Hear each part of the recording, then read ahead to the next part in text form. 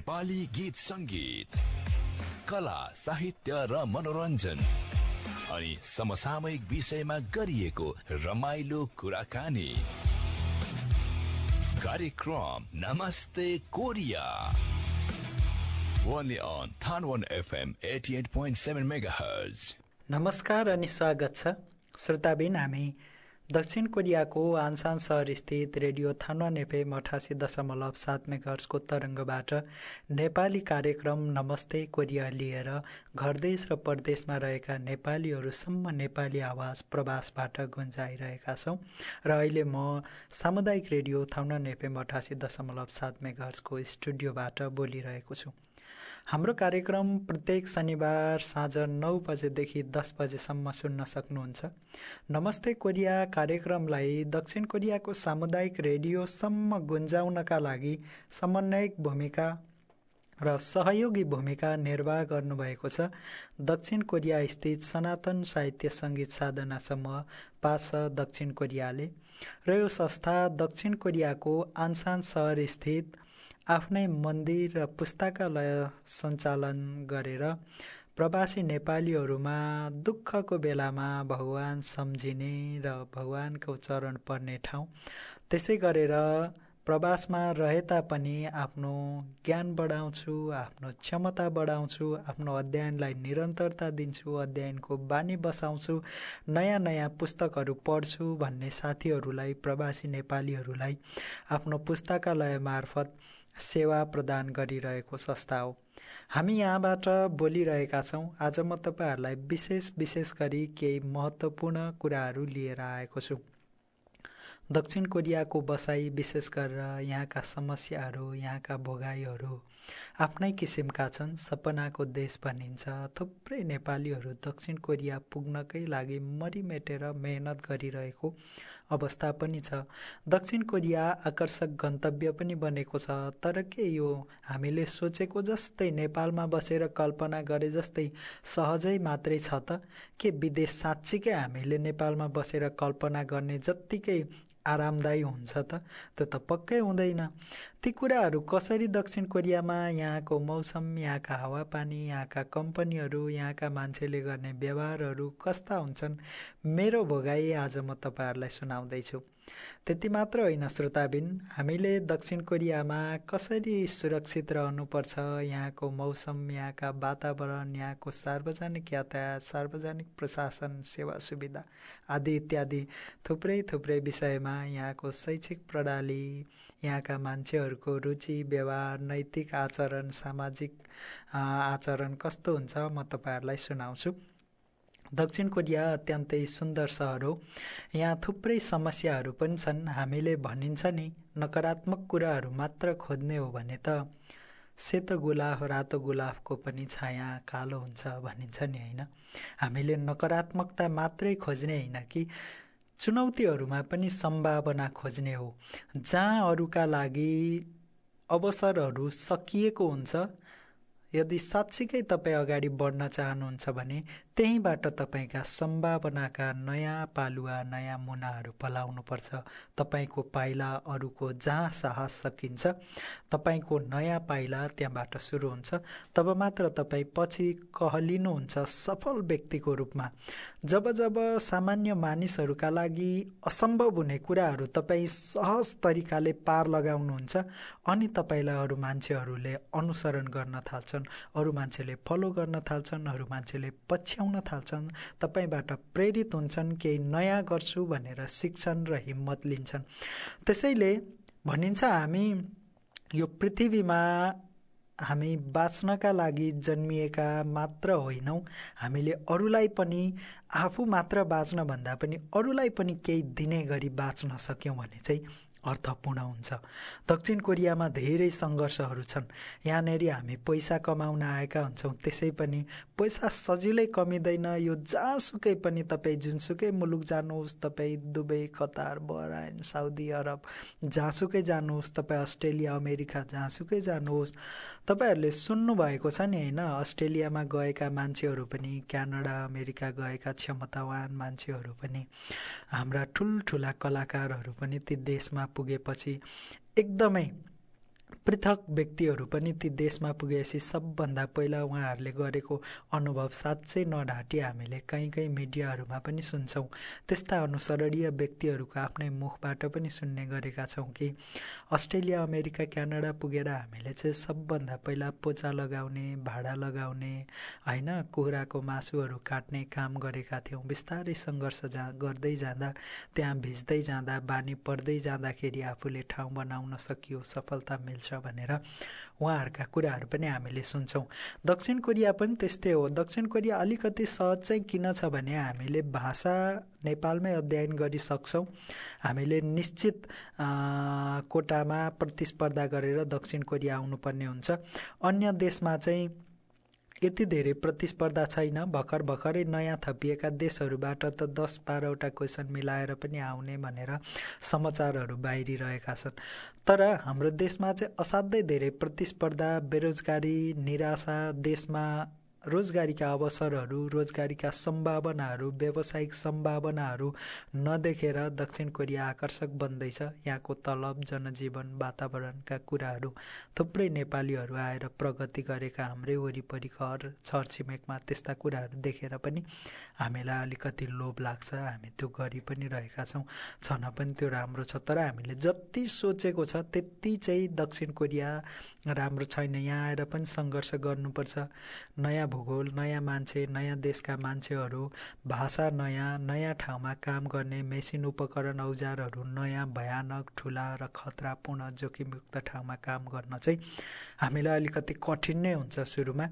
सुरु दिनमा आफूलाई कन्ट्रोल गरेर सम्हालेर सङ्घर्ष गर्दै जाँदा असाध्यै राम्रो सफलता प्राप्त गरेका सफल व्यक्तिहरू पनि दक्षिण कोरियामा भेट्नुहुन्छ। थुप्रै नेपाली समुदाय, सहयोगी साथीहरू पनि भेट्नुहुन्छ। नेपाली उद्यमी, व्यवसायी, समाजसेवीहरू पनि भेट्नुहुन्छ। त्यसो हुँदाखेरि यहाँको जनजीवन चाहिँ केही हदसम्म चाहिँ सजिलो छ भन्न सकिन्छ। भनिन्छ नि, हामीले यहाँ पैसा कमाउन आएको हो र पैसा कमाउनका लागि मेहनत गर्नै पर्छ, पसिना बगाउनै पर्छ, खट्नै पर्छ, दुःख गर्नै पर्छ, शारीरिक मानसिक यातना खपेर नै पैसा कमाउने हो। त्यो जहाँसुकै पनि त्यही हो, नेपालमा पनि त्यही हो, यहाँ पनि त्यही हो। तर यहाँ दक्षिण कोरियाका साउ, होइन, साजाङनिमहरू अथवा कम्पनीमा काम गर्ने आफूभन्दा माथिल्ला पोस्ट जोसुकैले भए पनि हामी कामै गर्न ल्याएको हो, कामै गर्छ भनेर ल्याएको हो, गराउने भनेर नै ल्याएको हो, काम गर्न मान्छेको अभाव भएर नै ल्याएको हो। त्यसो हुनाले हामीले काम त गर्नै पर्छ। त्यसबापत कोरिया असाध्यै अगाडि बढेको देश भएको हुनाले, यहाँको प्रति व्यक्ति आए पनि असाध्यै माथि भएको हुनाले हामीले पाउने पारिश्रमिक अलिकति राम्रै छ। त्यो हामी सबैलाई थाहा छ। हामीले जुन कुरा प्राप्त गर्न चाहन्छौँ त्यो कुरा प्राप्त गर्नका लागि जस्तै खोलामा हामी माछा मार्न गयौँ, बल्छी खेल्न गयौँ भने त्यहाँ मलाई मनपर्ने कुराउनी चिज, मिठाईहरू अथवा स्याउ, सुन्तला, अङ्गुर अथवा मलाई के मनपर्छ त्यो चाहिँ बल्छीमा, खोलामा फालेर चाहिँ माछा त्यसबाट चाहिँ आउँदैन। त्यहाँ माछा हामीले प्राप्त गर्नु छ भने चाहिँ माछालाई मनपर्ने चिज नै दिनुपर्छ बल्छीमा तान्नका लागि। हो, हामी नेपाली युवाहरूलाई पनि त्यस्तै गरिएको हो। हामीलाई पैसा दिएर काम लगाएको, उनीहरूले काम प्राप्त गर्छन्, हामीले माछाको रूपमा चाहिँ पैसा प्राप्त गर्छौँ। त्यसो भए हामीले चाहिँ हामीलाई मनपर्ने राम रमाइलो सुखशैल मात्र खोजेर त पक्कै पनि माछा त आउँदैन, पक्कै पनि पैसा त कमिँदैन। हामीलाई चाहिँ माछा तान्नको लागि चाहिँ हामीले दुःख गर्नै पर्छ, मेहनत गर्नै पर्छ, तब मात्र हामीले माछा स्वरूप पैसा प्राप्त गर्न सक्छौँ। कोरियन साउलाई मनपर्ने गरी इमान्दारीपूर्वक मेहनतका साथ काम गर्नै पर्छ, नत्र भए त्यत्तिकै सजिलै चाहिँ हामीलाई पैसा आउँदैन। दक्षिण कोरियाको मौसम पनि असाध्यै राम्रो छ, मान्छेहरू पनि असाध्यै दयालु छन् र सबभन्दा मुख्य कुरा चाहिँ के छ भने दक्षिण कोरियाका मान्छेहरू असाध्यै दयालु, नैतिकवान, चरित्रवान, सरल र कसैलाई पनि हानि पुर्याउनु हुँदैन र कसैले हानि पुर्याउँछ भने त्यसलाई सहनु पनि हुँदैन भन्ने नैतिक धरातलबाट विकास भएका मान्छेहरू छन्। तपाईँले जतिखेरै हिँड्नुहोस्, जहाँसुकै हिँड्नुहोस्, कोरियनहरूबाट तपाईँलाई बाहिर कुनै पनि असहज हुँदैन, काहीँ पनि असहज हुँदैन। तर जब काम गर्ने बेलामा चाहिँ तपाईँले अल्छी गर्नुभयो, मेहनत गर्नु भएन, जति तपाईँको क्षमता देखिन्छ त्यतिले गर्नु भएन, तपाईँलाई सुम्पिएको जिम्मेवारी पुरा गर्नु भएन भने चाहिँ अब तपाईँहरूलाई चाहिँ राम्रो मानिँदैन। त्यो भएको हुनाले चाहिँ तपाईँहरूले मेहनत तपाईँले मात्रै होइन, मैले पनि मेहनत गर्नैपर्छ। दक्षिण कोरिया यस्तै छ। आज म थुप्रै कुराहरू तपाईँहरूलाई सुनाउँछु, मेरा अनुभवहरू पनि सुनाउँछु। म अहिले दक्षिण कोरिया स्थित सामुदायिक रेडियो थानवान एफएम 88.7 मेगाहर्जको तरङ्गबाट बोलिरहेको छु। तपाईँहरूले मेरो आवाज सुनिरहनु भएको छ। नमस्ते कोरिया कार्यक्रमलाई माया गर्दै गर्नुहोला, मलाई पनि सुन्दै गर्नुहोला। तपाईँहरूलाई के कस्तो लाग्छ कार्यक्रमका बारेमा सल्लाह सुझाव र प्रतिक्रिया दिनुहोला। तपाईँहरूका पनि भोगाइ छन्, आफ्ना सिर्जना कथा कविताहरू छन् भने, लेख रचना गजलहरू छन् भने मलाई व्यक्तिगत रूपमा सम्पर्क गरेर पनि पठाउन सक्नुहुन्छ। तपाईँका लेख रचना, तपाईँकै आफ्नै भोगाइ र अनुभव पनि हाम्रो रेडियोसम्म आएर तपाईँको आवाज कोरियन रेडियोमा गुन्जाउने म प्रयत्न गर्नेछु। त्यो अवसर तपाईँलाई प्रदान गर्नेछु। मसँग पनि सम्पर्कमा आउनुहोला, मलाई सुन्दै गर्नुहोला। अहिले भने केही समयका लागि साङ्गीतिक विश्राम, त्यस पछाडि पुनः म जोडिनेछु। आइता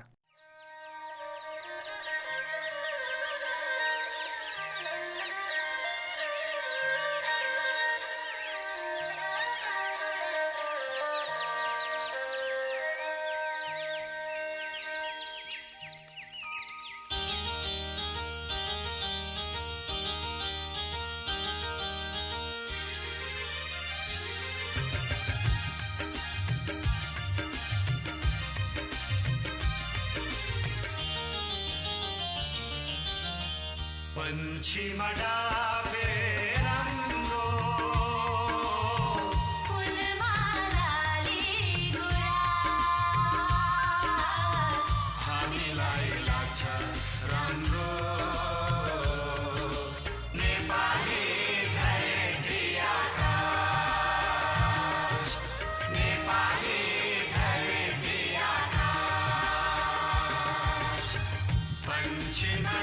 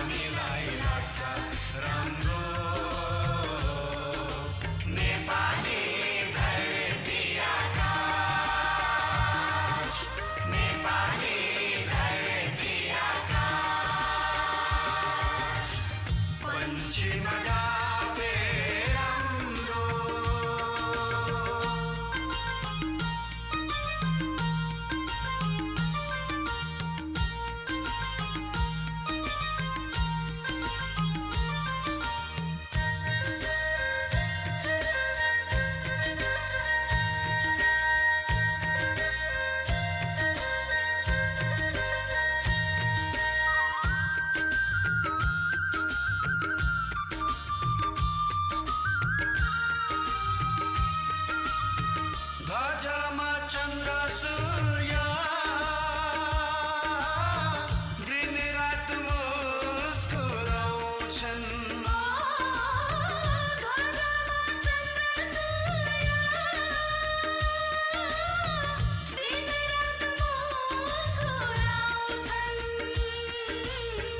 स्वरमा भरी माधुर्य स्वरमा भरी माधुर्य सेतिर काली गाउँछन् हामीलाई लाग्छ मिठो यही माटोको सुवास हामीलाई लाग्छ राम्रो नेपाली धरती आकाश नेपाली धरती आकाश पञ्चिमा गाफे राम्रो फुलमालाले गुराँस हामीलाई लाग्छ राम्रो नेपाली धरती आकाश नेपाली धरती आकाश नेपाली धरती हजुर श्रोताबिन हामीलाई लाग्छ राम्रो नेपाली धरती आकाश। नेपाली गीत असाध्यै मिठो नेपाली गीत तपाईहरुलाई सुनाए। यो सांगीतिक विश्रामपछि फेरि स्वागत छ तपाईहरुलाई। म कार्यक्रम प्रस्तुता गोविन्द अधिकारी। सात समुद्र पारी दक्षिण कोरियाको आन्सान शहर स्थित सामुदायिक रेडियो थानवान एफएम 88.7 मेगाहर्जको तरङ्गबाट म बोलिरहेको छु। मेरो आवाजलाई सुनिरहनु भएको छ। हामीले नेपाली आवाज प्रवासी रेडियो मार्फत बजाउने सुनाउने प्रवासीहरूका भोगाई हाम्रा आफ्नै अनुभवहरू पनि तपाईहरुलाई शेयर गर्ने। दक्षिण कोरिया कस्तो छ, हामीले देखेको जस्तै हो कि होइन, त्यहाँ हामीले देखेका सपना र यहाँ वास्तविकमा के कति फरक छ, के कति अन्तर हुन्छ, क्या हामीले सोचे जस्तै 3-4 लाख 5 लाख सजिलै कमिन्छ अथवा त्यहाँ के कस्ता चुनौतीहरू छन्, दक्षिण कोरियाका कम्पनीहरू कस्ता छन्, यहाँको व्यवहारहरू कस्तो छ भन्ने विषयमा म तपाईहरुलाई मेरो अनुभवहरू सुनाउँदैछु। दक्षिण कोरियाको सेरोफेरो र परिवेशका बारेमा जानकारी दिँदैछु। हामीलाई यो कार्यक्रम उत्पादन गर्न सहयोग गर्नुभएको छ दक्षिण कोरिया स्थित सनातन साहित्य सङ्गीत साधना समूह पास छ दक्षिण कोरियाले। र यो संस्था आन्सान स्थित आफ्नै मन्दिर र पुस्तकालय सञ्चालन गरेर नेपाली हिन्दू धर्म सनातन साहित्य सबै कुरालाई संरक्षण गर्दै सम्वर्धन गर्दै अगाडि बढिरहेको संस्था हो। आज म तपाईहरुसँग छु। हामी कतिपय अवस्थामा आफै पनि प्रेरित हुनुपर्छ। जीवनमा कहीँ प्रकारका कठिनाइहरू दुःखहरू चुनौतीहरू आउँछन् र भनिन्छ नि सफलता भनेको चाहिँ दुःख कष्ट चुनौतीहरू सँगसँगै सानो झ्यालबाट आउँछ अरे। त्यसलाई चिन्न सक्यो र समाउन सक्यो, त्यसलाई समयअनुसार चल्न सक्यो भने चाहिँ सफल भइन्छ। समयलाई चिन्न सक्नु नै सफलताको सबभन्दा मुख्य कडी हो। हामीले पत्तै नपाई समय असाध्यै छिटो भनिन्छ। समय सुपरसोनिक जहाज जस्तै छिटो चल्छ अरे। यसलाई कि त हामीले हाम्रो दैनिकीमा हाम्रो जीवनमा यसलाई सदुपयोग गरेर कि सफल हुन सकिन्छ, समयलाई दुई थोक गर्न सकिन्छ, कि बर्बाद गर्न सकिन्छ, कि सदुपयोग गर्न सकिन्छ। जसले समयको सदुपयोग गर्छ ऊ सफल बन्छ। जसले समयलाई चिन्दैन, समयको दुरुपयोग गर्छ, ऊ पनि पछि असफल हुने अथवा समयले उसलाई पनि बर्बादीतर्फ लैजान्छ। समयलाई चिन्नु असाध्यै महत्त्वपूर्ण हुन्छ। दक्षिण कोरियामा समयको असाध्यै ठुलो महत्त्व छ। हामी आफै पनि दुःखमा पर्छौँ, कष्टमा पर्छौँ, चुनौतीहरू छन्। समयअनुसार चल्दै जान सिकियो भने, धैर्यता गर्न सकियो भने सफल पनि बनिन्छ, सन्तुष्टि पनि बनिन्छ। सन्तोष र सफलता फरक कुरा हुन्। हामीले जे चाहन्छौँ त्यही प्राप्त गर्न सक्छौँ भने चाहिँ सफलता हो, र हामीले प्राप्त गरेका कुराहरूमा पनि खुसी हुन सक्छौँ भने त्यो सन्तोक हो र हामी सन्तोक रहनु चाहिँ सबभन्दा ठुलो कुरा हो। दक्षिण कोरियामा एउटा समस्या चाहिँ के छ भन्नुहुन्छ भने सबैको एउटै रेसियोमा कमाइ हुँदैन। सरकारले तोकेको एउटा तलबको रेट त हुन्छ, तर कम्पनीले दिने रेट त्योभन्दा माथि हुन्छ, प्राय तलमाथि कसैको एकदमै राम्रो कम्पनीहरू पनि हुन्छ, बोनस दिने, बेसिक स्यालेरी नै अलि मास्तिर दिने होइन, बेसिक स्केलै अलि बढी दिने सरकारले तोके भन्दा नि। मेरो साथीको त असाध्यै राम्रो तलब छ, मेरो चाहिँ 3 लाख मात्र, फलानु साथीको 4 लाख होइन, मेरो चाहिँ 2.5 लाख, फलानु साथीको 3 लाख भनेर मान्छेहरू हतासिने होइन, त्यो मानवीय प्रवृत्ति नै भनौँ। त्यो कुराले हुन त सन्तोक हुन चाहिँ ठुलो कुरा हो। त्यसमा चाहिँ हामी अरूको पछि कुद्न थाल्यौँ भने चाहिँ हामीलाई असाध्यै गाह्रो हुन्छ होइन। दक्षिण कोरियाको जनजीवन हामी आफूमा जे छ, जे कुरा प्राप्त गरिरहेका छौँ, यहाँनिर सबभन्दा ठुलो कुरा स्वास्थ्य बनेर देश फर्कनु मुख्य कुरा हो। धेरै मान्छेहरू दीर्घरोगी होइन, ढाडको कम्मरको समस्या, अनि कति मान्छेहरू चाहिँ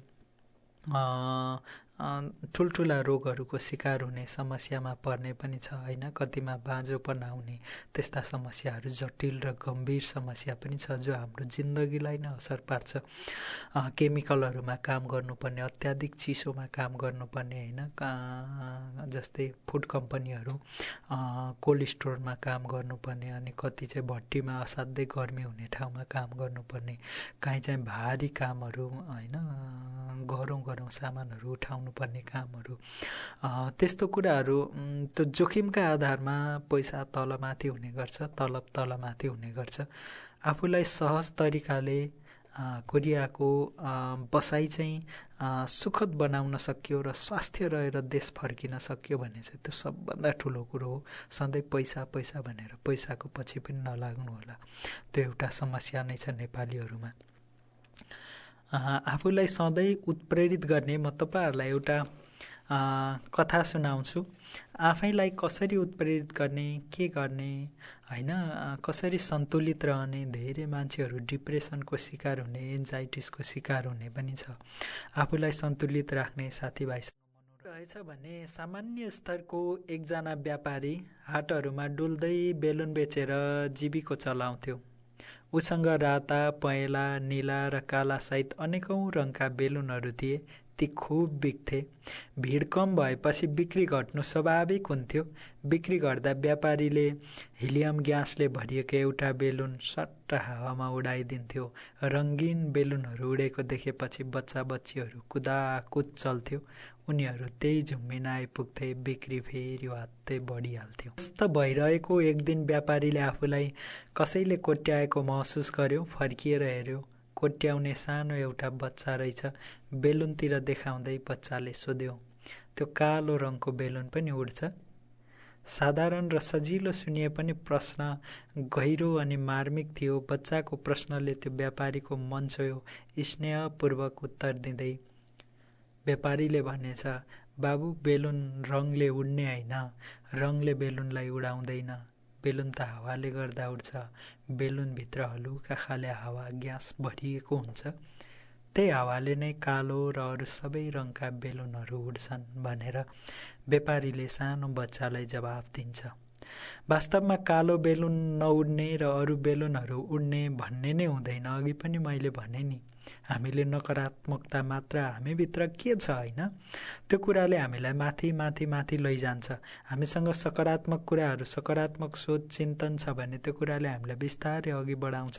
नकारात्मकता मात्र खोजियो भने सेतो गुलाबको पनि छाया कालो देखिन्छ भनिन्छ। हामीले नकारात्मकतालाई समाउनै हुँदैन। हाम्रो जीवनमा पनि यही सिद्धान्त लागू हुन्छ। बेलुनको हलुको हावा जस्तै हामीलाई प्रेरित गर्ने वस्तु हामीभित्र छ कि छैन?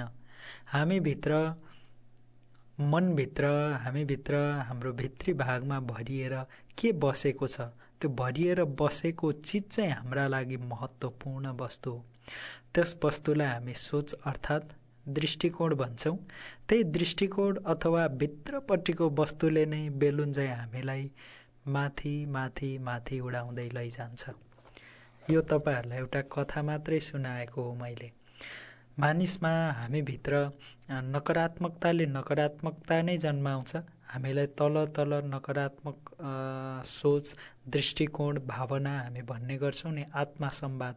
हामी मान्छेहरूसँग जति कुराकानी गर्छौँ, हाम्रो कामको दैनिक जीवनयापनमा जति कुराहरू डिसिजनहरू गर्छौँ होइन, यसरी काम गर्छु त्यसरी गर्छु भन्छौँ, तर हामीभित्र पनि जब हामी एक्लै हुन्छौँ, शान्त हुन्छ अथवा कहीँ बसेका हुन्छौँ, त्यो बेला हामीले चाहिँ भोलि गर्ने योजनाहरू, भोलि गर्ने कामका विगतमा गरेका कुराहरू हामीले दिनभरि अथवा फुर्सदको समयमा घुम्न डुल्न जहाँसुकै जाँदाखेरि अथवा काम गर्दै गर्दा सहकर्मीहरूसँग केही राम्रो कुराहरू पनि भयो भने होइन, आफ्नै साथीभाइहरूसँग पनि राम्रो कुरा भयो भने अथवा नराम्रो मनमुटाव भयो भने भोलि गर्ने भविष्यका योजनाहरूका बारेमा साथीहरूसँग छलफल सल्लाह गऱ्यौँ भने पनि त्यहाँसम्म मात्र सीमित हुँदैन त्यो कुरा। हामी एक्लै भएको बेला मनमा नै गुन्छौँ क्या, त्यो कुरालाई सम्झिन्छौँ, विचार गर्छौँ, त्यो दिमागबाट मनमा आउँछ, दिमागमा जान्छ, अनि हामी सोच्ने गर्छौँ कि म यसो गर्छु त्यसो गर्छु होइन, त्यो साथीसँग चाहिँ यसरी नराम्रो भयो, अब चाहिँ म त्यसलाई चाहिँ यस्तो गर्छु, बदला लिन्छु, अथवा म चाहिँ त्यो कुरालाई बिर्सिदिन्छु, क्षमा दिन्छु र फेरि नयाँ सम्बन्ध र प्रेमपूर्ण अथवा राम्रो सम्बन्ध स्थापित गर्छु। मैले त्यो काम बिगारेँ, त्यो काम बिग्रिसक्यो, अब म यसरी सुधार्छु अथवा होइरहोस्। यस्तै किसिमका थुप्रै हामी आत्मसंवादहरू, कसैले मलाई केही भन्यो भने अब चाहिँ लाग्छ है मलाई चाहिँ यस्तो भनेर हामी त्यो कुरा मनमा लिन्छौँ अनि सोच्छौँ, अनि अब म त्यसलाई यस्तो गर्छु, यस्तो नराम्रो गर्छु, यस्तो गाल पार्छु भन्ने हरेक कुरा चाहिँ, अनि हैट यस्तो त हुँदैन भन्ने हामी यस्ता कुराहरू मनमा, यो चाहिँ आत्मसंवाद होइन। हामीले जति आफूसँग सकारात्मक संवाद गर्छौँ, हामीले आफूसँग आफै जति कुराहरू सकारात्मक गर्छौँ, सकारात्मक सोच बनाउँछौँ, सकारात्मक दृष्टिकोणहरूको विकास गर्छौँ, हामीलाई चाहिँ त्यो कुराले अगाडि बढाउँदै बढाउँदै बढाउँदै लान्छ। हामीभित्रै नकारात्मकता भरियो भने चाहिँ त्यो कुराले हामीलाई चाहिँ सधैँभरि एक ठाउँ मात्रै होइन, जुनसुकै कुरामा पनि कमजोर देखाउने, आत्मविश्वास नभएको देखाउने, गरेका कामहरूमा पूर्ण सफलता प्राप्त नहुने, मैले चाहिँ गर्न सक्दिनँ होला, मेरा लागि यो कुरा होइन भन्ने आफैमा कमजोर आत्मबोध हुने, त्यो किसिमको चाहिँ हुन्छ। हामीले सधैँ आफूलाई चाहिँ हौसला प्रदान गरिरहनुपर्छ। म तपाईँहरूलाई अर्को एउटा कथा सुनाउँछु। यो कथा चाहिँ कस्तो छ भने, एकचोटि के भएछ भने एउटा फुटबल टिममा नसमेटिएको एकजना खेलाडी, आफू टिममा नसमेटिए पनि जो फुटबल टिम मैदानमा अभ्यास गर्छ, त्यही फुटबल अभ्यास गर्ने मैदानको एक किनारमा गएर ऊ पनि सधैँ अभ्यास गरिरहन्थ्यो एक्लै। हरेक दिन चिसो हुन्छ, गर्मी हुन्छ, बिहान बेलुका सधैँ जसो गएर ऊ पनि अभ्यास गरिरहन्थ्यो, तर ऊ फुटबल टिममा कहिले पनि समेटिँदैनथ्यो। जब जब उसले अभ्यास गरिरहन्थ्यो, उसको बुवा त्यही मैदानको एउटा किनारमा आएर उसले अभ्यास गरेको समयसम्म पर्खिरहनुहुन्थ्यो, कुरिरहनुहुन्थ्यो। जब उसको अभ्यास सकिन्थ्यो, बुवा र छोरासँगै घर फर्किन्थे। यो यावत क्रमले, यो प्रक्रिया, यो समय चलिरह्यो। ऊ असाध्यै मेहनत गर्छ, मबाट हुँदैन होला भनेर ऊ कहिले पनि हताश हुँदैन, हरेस हुँदैन। जबसम्म ऊ मैदानमा अभ्यास गरिरहन्छ, हरेक दिन उसको बुवा मैदानको कुनै भागमा आएर पर्खिरहनुहुन्छ, हेरिरहनुहुन्छ। त्यो कुरा टिम प्रशिक्षकले पनि ख्याल गरिरहेको थियो। उसलाई पनि लाग्थ्यो कि टिममा नसमेटिए पनि किन यति धेरै मेहनत गर्छ भनेर उसलाई पनि खुल्दुली लागिरहेको हुन्छ। टिम अब असाध्यै ठुलो गेम हुने हुन्छ, त्यही मैदानमा गेम हुन्छ, ठुलो खेलकुद प्रतियोगिता, फुटबल प्रतियोगिताको आयोजना हुन्छ। उसको टिम असाध्यै, जो टिममा ऊ समेटिएको छैन, आबद्ध हुन सकेको छैन, त्यो टिम असाध्यै सशक्त टिमको रूपमा मानिएको हुन्छ। त्यो प्रतियोगितामा थुप्रै दिन भएको हुन्छ। अभ्यासको क्रममा केटो मैदानमा आएको हुँदैन। प्रशिक्षकले निहाल्छन् सधैँ उसले अभ्यास गर्दाखेरि हेर्ने उसको बुवा पनि मैदानमा हुनुहुन्न, केटो पनि छैन, प्रतियोगिता सञ्चालन हुन अब धेरै दिन बाँकी छैन, प्रतियोगिता सञ्चालन हुनै लागेको छ। सबै टोलीलाई पूर्ण रूप दिइसक्छन् प्रशिक्षकले र खेल हुने समयकै दिन केटो अचानक मैदानमा आउँछ। उसले अनुनय विनय बिन्ती बेलाप गर्छ, म कसै गरी यो टिममा समेटिनुपर्छ, म खेल्छु। म खेल्दाखेरि मैले पाएको जिम्मेवारी, मैले पाएको जुन कुरालाई चाहिँ म जसरी पनि निभाउँछु, मेरो जति योगदान हुनुपर्छ त्यति योगदान म गरेरै छोड्छु। कहीँ पनि मेरो कमी कमजोरी हुन दिन्न, कुनै पनि कुरामा म चुक्दिनँ। म मेहनतसँग खेल्छु, म लगनशील भएर खेल्छु। मलाई तपाईँले यो टिममा समावेश गराएर तपाईँले पछुतो मान्नुपर्ने स्थिति आउन दिन्न भनेर केटाले अनेक अनुनय विनय बिन्ती बिलाप गरेपछि प्रशिक्षकको केही लाग्दैन र उसलाई खेलमा टिममा समावेश गर्न बाध्य हुन्छन् र भन्छन्, मैले मेरो जिन्दगीमा लिएको सबैभन्दा ठुलो भुल हो यो, तिमीलाई मैले समेटेको छु। अब केटो खेलमा आउँछ, खेल सुरु हुन्छ, उसले असाध्यै मेहनतसँग खेल खेल्छ, आफैमा यति उत्साह र हौसलासँग खेल खेल्छ कि त्यो खेलमा कहीँ पनि उसको कमजोरी देखिँदैन। उसले एक पछि अर्को गोल गर्दै जान्छ, उसकै योगदानले खेल जितिन्छ र प्रशिक्षकलाई भान हुन्छ कि मान्छेलाई अवसर दिन पर्ने रहेछ, उसले गरेर देखाउने रहेछ भन्ने हुन्छ। खेल सकिएपछि प्रशिक्षकसँग खेलाडीको भेट हुन्छ, उक्त केटाको भेट हुन्छ र प्रशिक्षकले सोध्छन्, तिमीलाई यति हौसला, यति ऊर्जा, यति जोस कहाँबाट आयो? तिमीले कसरी आफैमा हौसला भरेर खेल्यौ, आफै प्रेरित भएर खेल्यौ? तिमीले मैले भनेको थिएँ सबैभन्दा ठुलो गल्ती तिमीलाई टिममा ल्याएर गरे भनेको त मेरो असाध्यै राम्रो निर्णय रहेछ, तिमीले गर्दा नै आज हामीले खेल जित्यौँ भनेपछि केटाले जवाफ दिएछ, सधैँभरि म आउँथेँ, अभ्यास गर्थेँ, मेरो बुवा आइरहनुहुन्थ्यो, तर आज मेरो बुवाले आज पनि मलाई म खेलेको हेरिरहनु भएको छ। आज पहिलोचोटि हो बुवाले मलाई खेल खेलेको हेरेको, त्यसैले मलाई त्यही कुराबाट ऊर्जा मिल्यो भनेपछि प्रशिक्षकले हेर्छन् कि सधैँ उसको बुवा आएर बसिरहने ठाउँमा उसको बुवा त हुँदैनन् अनि सोध्छन्, तिम्रो बुवा त यहाँ हुनुहुन्न नि? केटोले भन्छ, मेरो बुवा आजभन्दा केही दिन अगाडि बित्नुभयो। म हरेक दिन यहाँ अभ्यास गर्न आउँथेँ। मेरो बुवाले मेरो हौसलाका लागि सधैँ मैदानमा आउनुहुन्थ्यो, तर उहाँ अन्धो हुनुहुन्थ्यो, आँखा देख्नु हुँदैन थियो। केही दिन बित्नुभयो, आज मलाई मेरो बुवाले प्रत्यक्ष खेलेको माथिबाट हेरिरहनु भएको छ।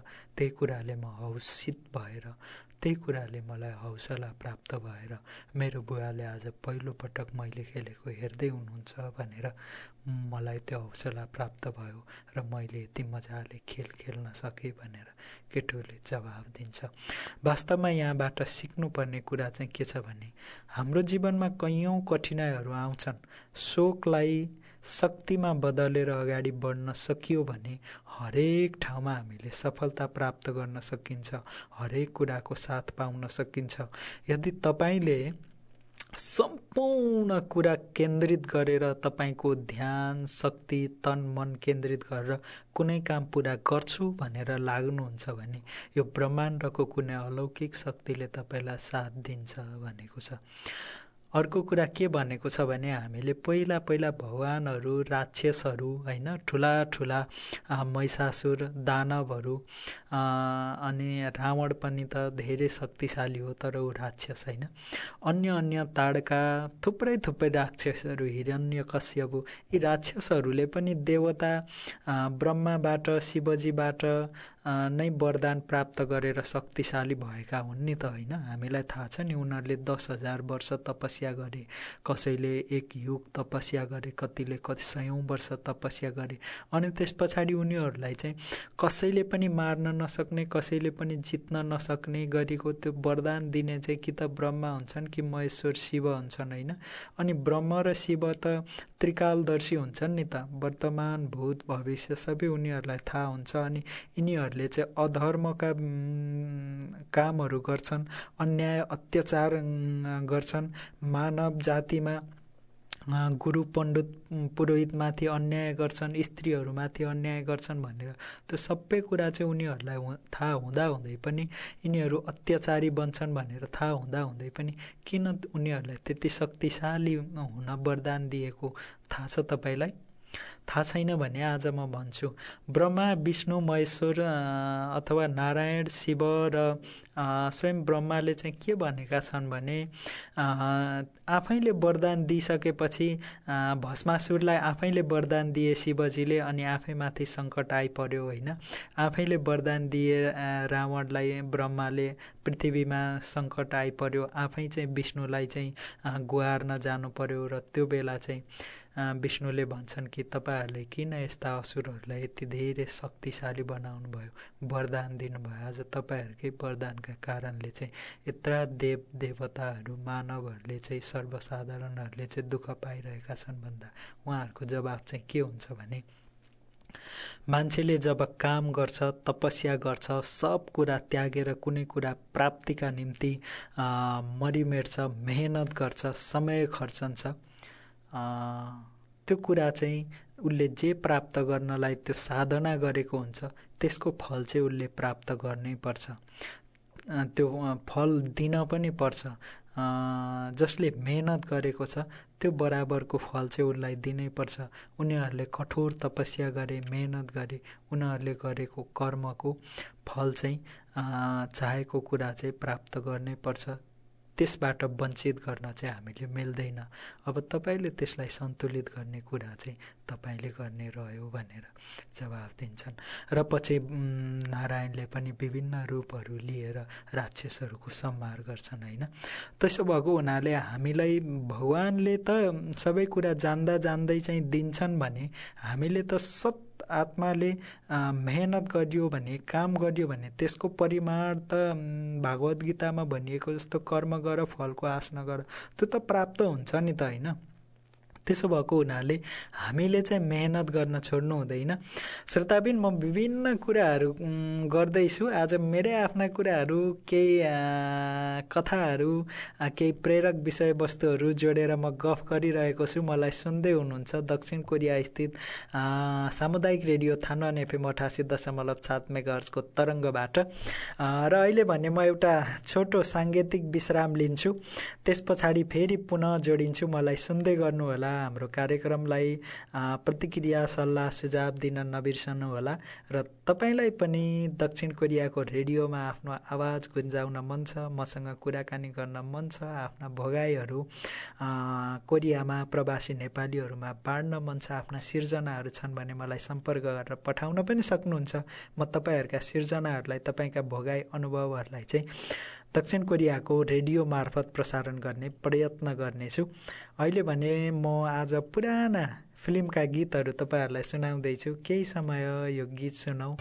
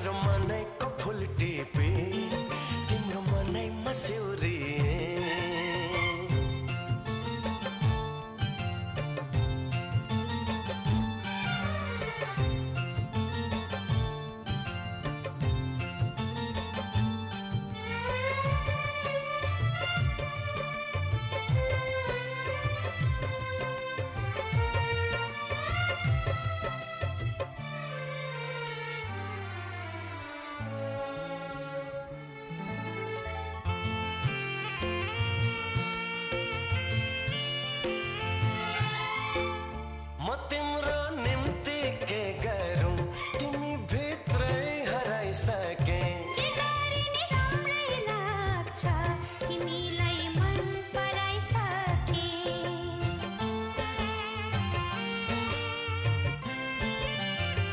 म तिम्रो निम्ति के गरौँ तिमी भित्रै हराइसके चितारी नि राम्रै लाग्छ तिमीलाई मन पराइसके सप्तरङ्गी इन्द्रनीमा आठौँ रन मिसाउँकी तिम्रो शीतल छाहरीमा यो जुनी बिसाउँकी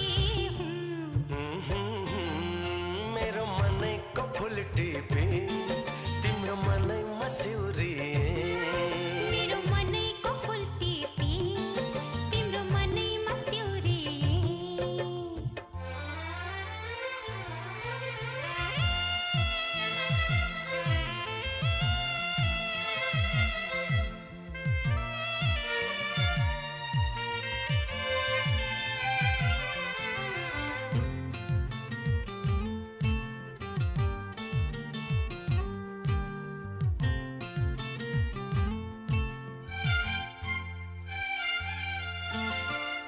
हराएका मेरा सपना भेटिए तिम्रै आँखामा निदाएका मेरा चाहना बिउझिए तिम्रै भाकामा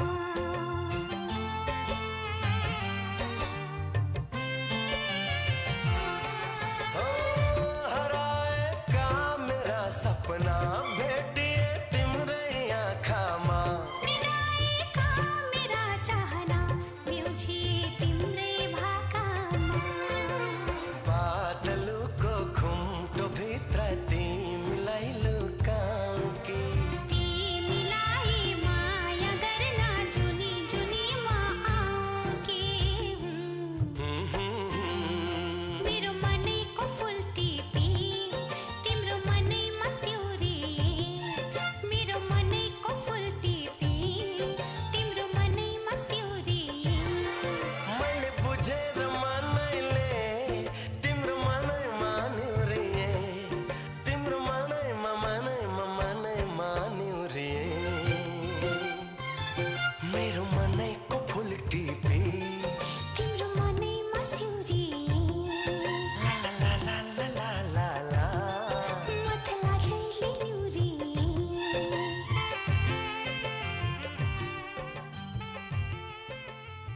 पुनः स्वागत छ श्रोताबिन। मैले पुराना नेपाली फिल्मका गीतहरू आज सुनाउँदैछु र मेरा अनुभवहरू पनि सुनाउँदैछु। दक्षिण कोरिया कस्तो हो, यहाँ के गरिन्छ, हामीले देखेको वास्तविकता कतिको फरक छ भन्ने आदि इत्यादि विषयमा आज गफगाफ गर्दैछु। तपाईँ मलाई सुन्दै हुनुहुन्छ सात समुद्र पारी दक्षिण कोरियाको आन्सान सहर स्थित सामुदायिक रेडियो थानवान एफएम 88.7 मेगाहर्जको तरङ्गबाट र यो कार्यक्रमलाई सहजीकरण गर्नुभएको छ, एफएमसँग समन्वय गर्नुभएको छ सनातन साहित्य सङ्गीत साधना समूह पासा दक्षिण कोरियाले। हामी यसै मार्फत, यही सहकार्य मार्फत हाम्रो नेपालीहरूको कार्यक्रम नमस्ते कोरिया मार्फत दक्षिण कोरियामा रहेका नेपालीहरूका भोगाईहरू, तिता मिठा सम्झनाहरू, परदेशीका आवाजलाई, परदेशीका सिर्जनाहरूलाई ठाउँ दिँदै आएका छौँ र हामी आफ्नै अनुभवहरू पनि सुनाउँदैछौँ। जो नेपालमा बसेर दक्षिण कोरियाको सपना देखिरहनु भएको छ उहाँहरूका लागि केही वास्तविक कुराहरू हामी दिँदैछौँ, बुझ्नका लागि सजिलो पनि हुन्छ।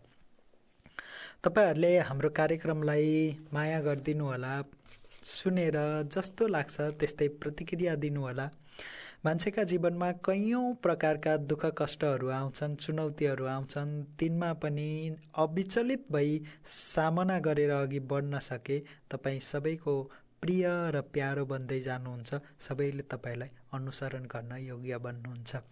मानिसले मैले जानेको छु भन्नु आत्मविश्वासको कुरा होला, तर मैले मात्र जानेको छु भन्नु त्यो घमण्डको प्रदर्शनी बाहेक केही पनि हुँदैन। मान्छे कतिपय कुरामा पढेर पनि जान्ने हुन्छ, तर धेरै कुराहरू सिकेर पनि जानिन्छ, अनुभवबाट पनि जानिन्छ, प्रयोग गरेर पनि जानिन्छ। र आफ्ना क्षेत्रबाट जसरी जसरी मान्छेहरू अगाडि बढे पनि हाम्रो धर्म, संस्कृति, रीतिरिवाज, परम्परा, चाल चलन, मूल्य, मान्यता र मानवतालाई कहिले पनि बिर्सनु हुँदैन। हाम्रो नैतिक चरित्रलाई हामीले कहिले पनि बिर्सनु हुँदैन। ती कुराहरू हाम्रा सधैँभरि काम लाग्ने, जीवनको अन्तिम समयसम्म हाम्रो सबभन्दा ठुलो हामी सँगै रहनुपर्ने ती मानव र मानव सभ्यताका सम्पत्तिहरू हुन्। मान्छेले जानेर मात्र, पढेर मात्र सफल भइँदैन श्रोताबिन। म तपाईँहरूलाई एउटा उदाहरण सुनाउँछु। एकजना व्यापारी सडक किनारमा बसेर समोसा बेच्थ्यो। उसले पढेको पनि थिएन, समोसा सम्बन्धी कुनै तालिम पनि लिएको थिएन, लेखपढ थिँदै थिएन। पत्र पत्रिका लेखपढै नभएको मान्छेले पढ्ने कुरै भएन।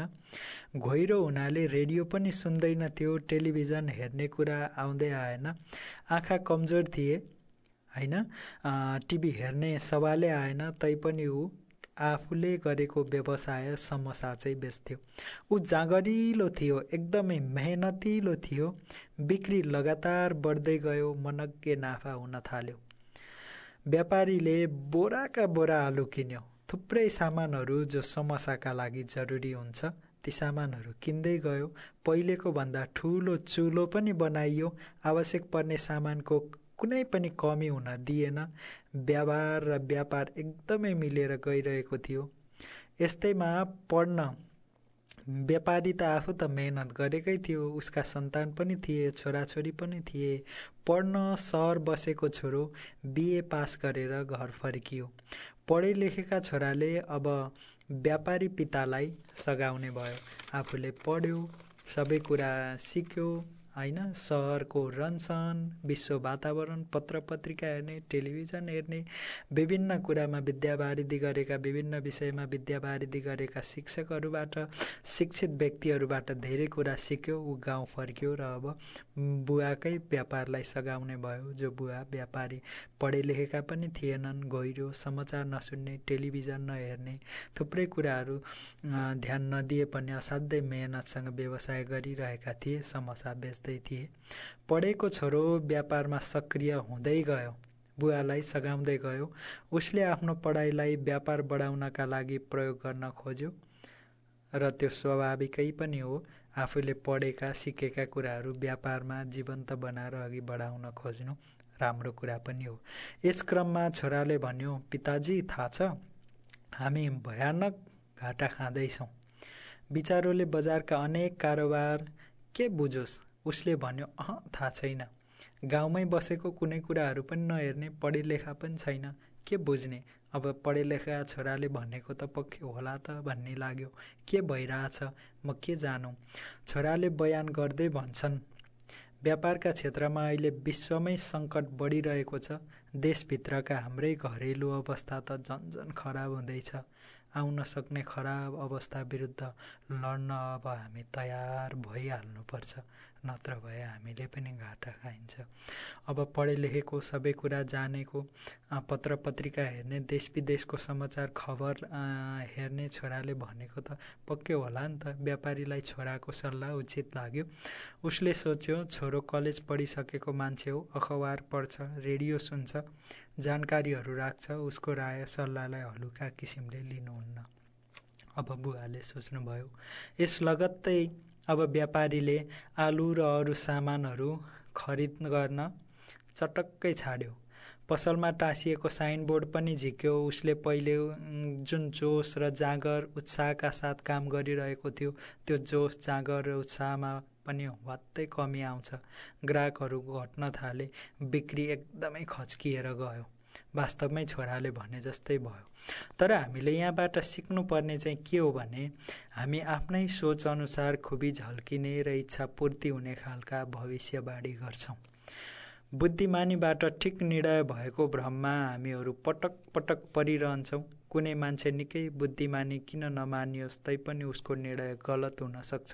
सावधानीपूर्वक योग्य मान्छेहरूका सल्लाहहरूलाई मान्नुपर्छ। निर्णय चाहिँ विवेक पुर्याएर आफै गर्नुपर्छ। हामी भन्छौँ नि सबैका कुरा सुन्ने, तर निर्णय चाहिँ आफ्नै गर्ने। तर 5 वटा खुबीहरू अङ्ग्रेजीमा 5 C's दिएका छन्। कुनै पनि व्यक्तिहरूमा यी खुबीहरू छन् वा छैनन् त्यो हेर्नुपर्छ। औपचारिक शिक्षा भए नभए पनि खासै फरक भने परिहाल्दैन।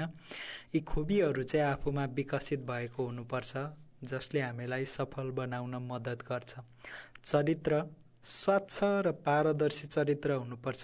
प्रतिबद्धता, कुनै काम गर्न प्रतिबद्ध रहनुपर्छ र त्यसलाई पुरा गर्न कटिबद्ध पनि हुनुपर्छ। दृढ विश्वास, कुनै कुरा प्राप्त गर्न अथवा काम गर्न, सफलता हासिल गर्न आत्मविश्वाससहित दृढ विश्वास हुनुपर्छ। शिष्टाचार हुनुपर्छ, सबैसँग नम्र व्यवहार गर्ने, मिठो बोली गर्ने। भनिन्छ नि, हाँस्न नसक्ने मान्छेले व्यापार गर्न हुँदैन है। त्यो भएकाले शिष्टाचार पनि हुनुपर्छ र सबै कुरा सहन सक्ने साहस पनि हुनुपर्छ। यी कुराहरू भयो भने हामी पक्कै पनि सफल भइन्छ। हामीले पढेको छु, जानेको छु भन्दैमा सबै कुरा व्यवहारमा लागिहाल्ने पनि हुन्छ भन्ने हुँदैन। हामीले सबै कुरा सोच विचार गरेर चिन्तन गरेर गर्न सकिएन भने हामी पछि परिन्छ। यो कथामा भए जस्तै हुनसक्छ। त्यसैले हामीले पढेको छु भनेर मात्रै पनि हुँदैन। मेहनतले, व्यवहारले, वातावरण, वस्तुस्थिति हरेक कुराले असर पार्छ। ती सबै कुराहरूलाई सँगालेर अघि बढ्न सकियो भने हामी सफल भइन्छ। श्रोताबिन, म तपाईँहरूलाई केही कथाहरू, प्रसङ्गहरू सुनाउँदै आज म गफ गरिरहेको छु। स्टुडियोमा एक्लै बसेर तपाईँहरूसँग अनुभवका कुरा, सुख दुःखहरू सार्दैछु र साङ्गीतिक विश्राम पुराना नेपाली फिल्महरूका, सिनेमाहरूका गीतहरू सुनाउँदैछु। अब भने फेरि एउटा साङ्गीतिक विश्राम लिने बेला आएको छ। तपाईँहरू मलाई सुन्दै गर्नुहोला। केही समय मिठो गीत जनम जनम जिउँला सँगै भाकेर बरपिपल सुन्दै गर्नुहोला।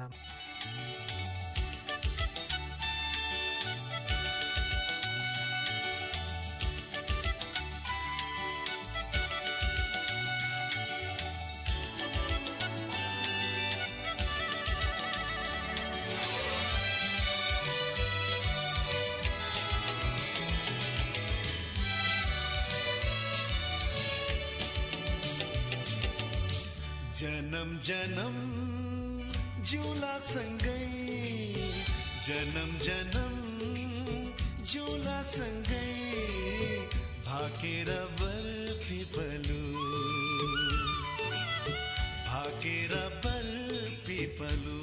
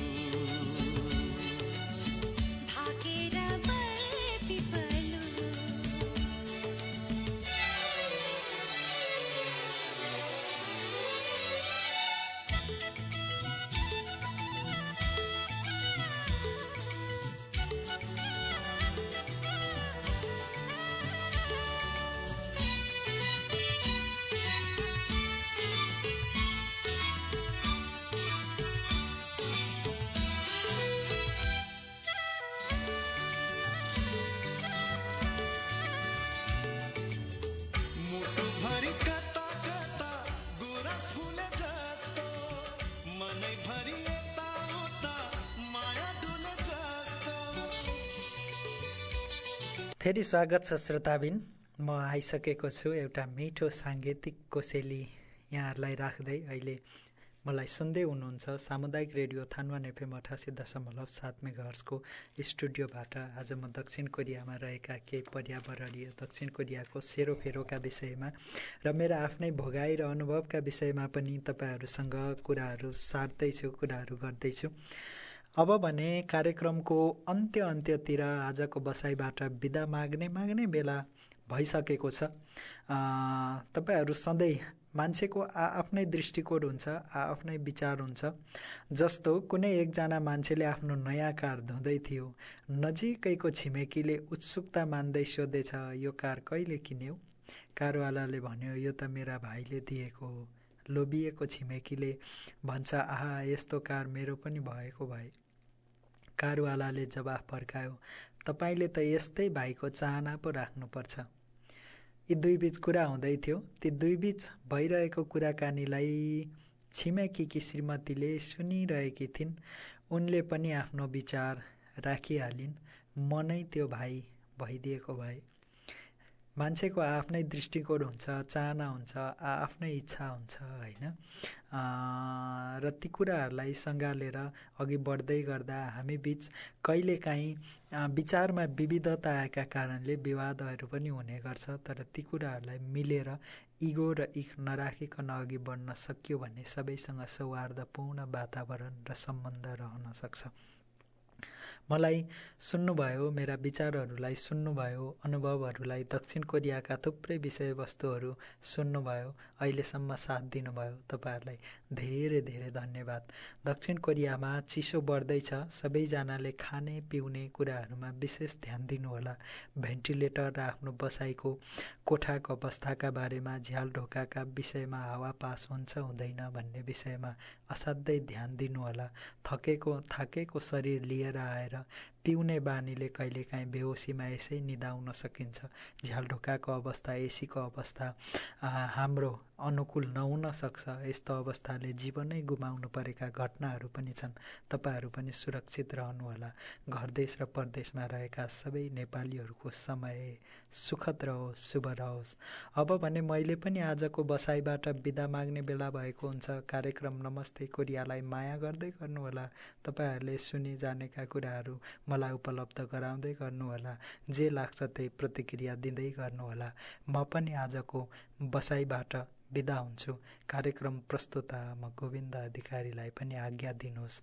नमस्कार, यहाँहरूको दिन शुभ रहोस्। यो मिठो गीत छोड्दै म पनि आजलाई बिदा हुन्छु। तपाईँहरू पनि सुरक्षितसँग रहनुहोला।